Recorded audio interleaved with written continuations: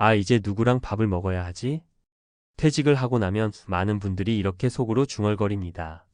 사실 퇴직 전에는 매일 같이 커피를 마시고 점심을 먹고 퇴근길엔 소주 한 잔 기울이던 모임들이 있었죠. 하지만 정년퇴직을 하고 난 뒤 또는 조기퇴직을 하고 난 뒤의 현실은 생각보다 차갑습니다. 퇴직 후 한두 달은 그동안 못 잤던 낮잠도 자고 미뤄뒀던 여행도 다녀오면서 이게 진짜 내 삶이다 하고 웃게 됩니다.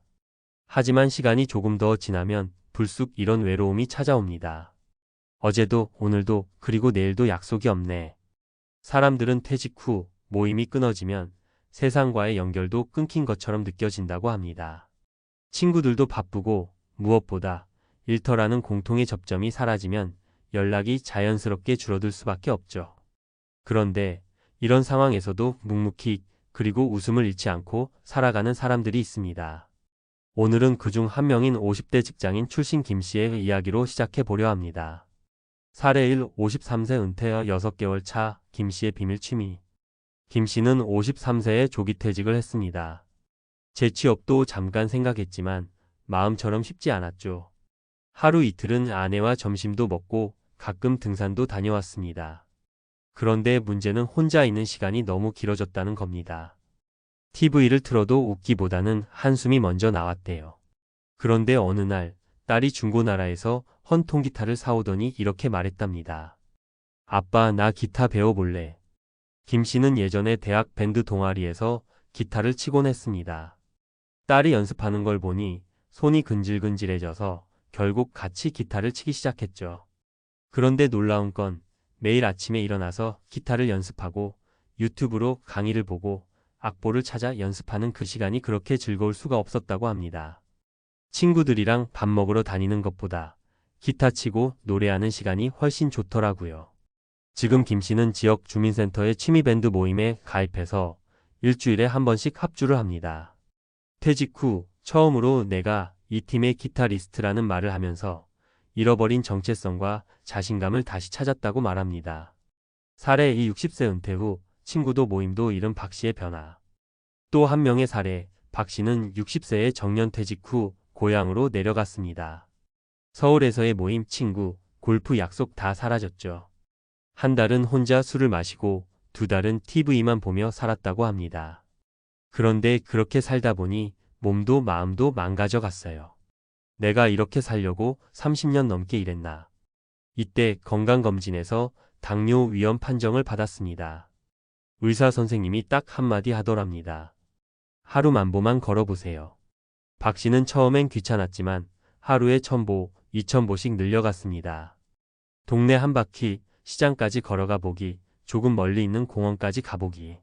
그렇게 3개월쯤 지났을 때 동네 산책길에서 매일 마주치던 사람들이 먼저 인사를 건네기 시작했답니다. 지금은 동네 걷기 모임에 가입해서 매주 수요일마다 10km 코스를 돌고 나면 동네 식당에서 함께 해장국을 먹습니다. 그 모임에서 가장 막내라고 어르신들이 귀여워해 준대요. 박 씨가 이렇게 말했습니다. 모임이 끊어져서 세상과 단절된 줄 알았는데 알고 보니 새로운 모임으로 들어가는 문이 열리고 있었더라고요. 사례 3. 55세 여성 은퇴자의 조용한 취미생활.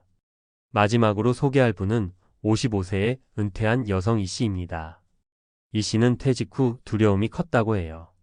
친구들 대부분은 아직 회사를 다니고 있었고 낮 시간에 만날 사람이 없었습니다. 외로움을 달래려고 문화센터 요리 강좌를 등록했지만 별로 재미가 없었대요. 그러다 우연히 도서관에서 손글씨 캘리그라피 강좌 전단지를 보고 신청했답니다. 첫날 종이에 펜으로 글자를 쓰는데 눈물이 나더래요. 이유를 묻자 이렇게 대답했습니다. 회사에서 메모 쓰고 보고서 쓰는 글자가 아닌 내가 쓰고 싶은 글자를 처음 썼거든요. 이 시는 지금도 매일 아침 좋아하는 시 구절이나 문장을 예쁘게 써서 SNS에 올립니다. 좋아요가 많이 달리지 않아도 상관없다고 해요. 자신만의 시간을 가꾸는 그 과정이 너무나 소중하다고 합니다. 전문가의 인사이트. 퇴직 후 취미의 진짜 가치. 은퇴 준비 전문가들이 공통적으로 말하는 것이 있습니다. 퇴직 후의 취미는 단순한 여가가 아니라 삶의 정체성과 건강을 지켜주는 보험이라는 말입니다. 직장에 다닐 땐 회사와 직책이 곧 내 정체성이 됩니다. 나는 누구인가? 라는 질문에 자연스럽게 어디 다니는 누구입니다. 라고 답하게 되죠. 하지만 퇴직 후엔 이 정체성이 사라집니다. 그 자리를 채우지 못하면 공허감, 우울, 무력감으로 빠져들게 됩니다. 취미는 단순히 심심풀이가 아닙니다. 김 씨의 기타, 박 씨의 걷기, 이 씨의 캘리그라피처럼 작고 소박해 보여도 내가 누구인지를 다시 느끼게 해주는 강력한 힘이 있습니다. 게다가 취미는 사람을 만나게 해줍니다. 합주 모임, 걷기 모임, 캘리그라피 동아리 이런 작은 연결들이 퇴직 후 삶의 질을 극적으로 바꿔줍니다. 마무리 당신에게도 필요한 내가 웃을 수 있는 시간. 혹시 지금 이 글을 읽으면서 마음속에 이렇게 생각하고 계신가요? 나는 기타도 못 치고 걷는 것도 싫고 글씨도 못 쓰는데. 그렇다면 한번 이렇게 생각해 보세요. 잘하는 것이 아니라 하고 싶은 것을 찾는 게 취미의 시작이라는 걸요. 처음엔 서툴러도 괜찮습니다. 기타 줄 소리가 깨끗하지 않아도, 첨보밖에 못 걸어도, 글자가 삐뚤빼뚤해도 그 안에서 내가 웃을 수 있다면 그걸로 충분합니다. 모임이 끊기고 친구가 떠나도 당신은 혼자가 아닙니다. 당신이 숨쉬는 하루하루가 당신의 삶이고 그 안에서 나만의 작은 기쁨을 키워갈 수 있다면 인생 이막은 훨씬 더 단단하고 빛나게 펼쳐질 거예요. 오늘 혹시 창고 구석에 먼지 쌓인 물감, 낚싯대, 카메라, 기타, 책이 있다면 꺼내보세요.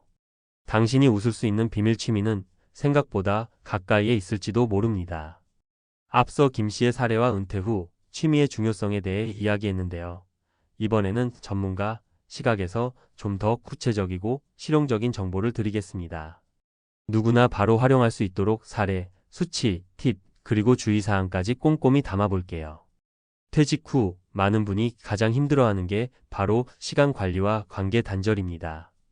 일할 때는 출퇴근과 업무, 회식, 회의 등이 자연스럽게 일과의 틀을 잡아줬는데 그게 없어지면 허전함과 무료함이 밀려오거든요. 이때 취미생활은 단순한 시간 보내기가 아니라 삶의 구조를 다시 세우는 작업이라고 전문가들은 말합니다. 1. 취미 선택 시 나의 라이프 스타일과 목표 파악하기. 취미를 무작정 시작하기보다는 본인이 어떤 생활 리듬을 원하는지, 어떤 목표가 있는지 생각해 보세요.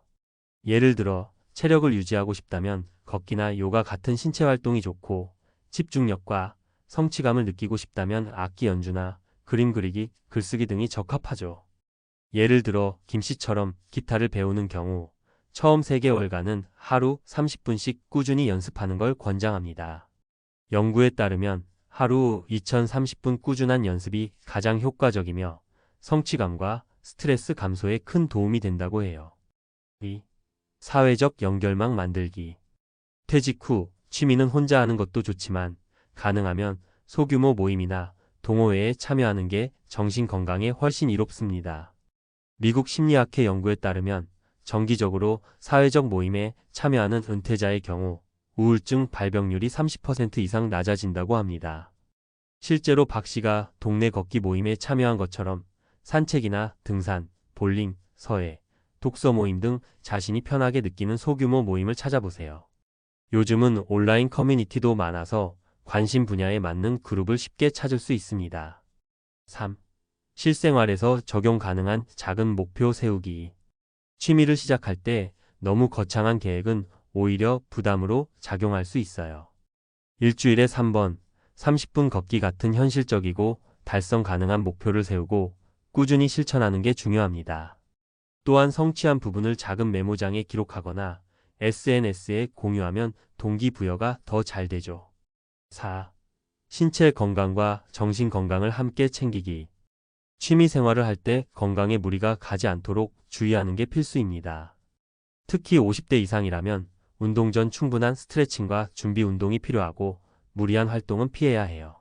가령 박 씨가 하루 만보 걷기를 시작했지만 처음부터 무리하게 걷기 거리를 늘리지 않고 점차 늘려간 것이 좋은 사례입니다. 정신적으로도 너무 완벽을 강요하지 마세요. 취미는 즐기는 게 목적이니 실수하거나 부족해도 스스로 다독이고 여유를 갖는 게 중요합니다. 5. 꾸준함이 최고의 비결이다. 어떤 취미든 꾸준함이 핵심입니다. 전문가들은 최소 36개월 꾸준히 해야 어느 정도 자신감과 성취를 느낄 수 있다고 조언합니다. 김 씨도 기타를 치다가 힘든 순간이 있었지만 매일 30분씩 꾸준히 하면서 결국 지역 밴드에서 인정받는 연주자가 되었죠. 추가 팁. 시간 기록하기. 하루 중 언제 취미 시간을 가질지 정해놓고 달력이나 스마트폰에 표시하세요. 루틴화하면 습관이 됩니다. 취미 장비 비용 관리. 취미 시작 전 장비나 재료 비용을 미리 조사하고 예산을 세우세요. 취미에 쓸 돈이 너무 크면 스트레스로 작용할 수 있습니다. 자기 자신과의 약속 지키기. 누구와의 약속보다 나와의 약속이 더 중요하다는 마음으로 오늘 30분 기타 연습하기 같은 간단한 목표라도 반드시 지키는 습관을 들이세요. 퇴직 후 모임이 끊기고 친구가 멀어져도 웃음을 잃지 않는 분들은 모두 이렇게 내 삶의 리듬을 다시 찾아가고 있습니다. 취미생활은 단순히 시간을 채우는 일이 아니라 자신을 돌보고 새로운 인간관계를 맺고 심리적 신체적 건강을 지키는 필수 요소입니다. 조금씩 천천히 나만의 취미를 찾아가며 퇴직 후에도 웃을 수 있는 삶을 꼭 만드시길 바랍니다. 혹시 시작하기 어렵다면 주변에 같은 관심사를 가진 사람들과 이야기부터 나눠보세요. 뜻밖의 응원과 정보가 큰 힘이 되어줄 겁니다.